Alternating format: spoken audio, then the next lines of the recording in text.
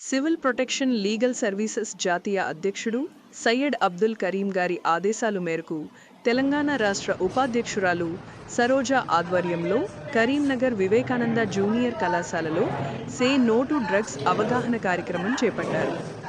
ఈ కార్యక్రమంలో శివ, దుర్గా, సుభాషిణి సభ్యులు, లెక్చరర్లు, విద్యార్థులు పాల్గొన్నారు.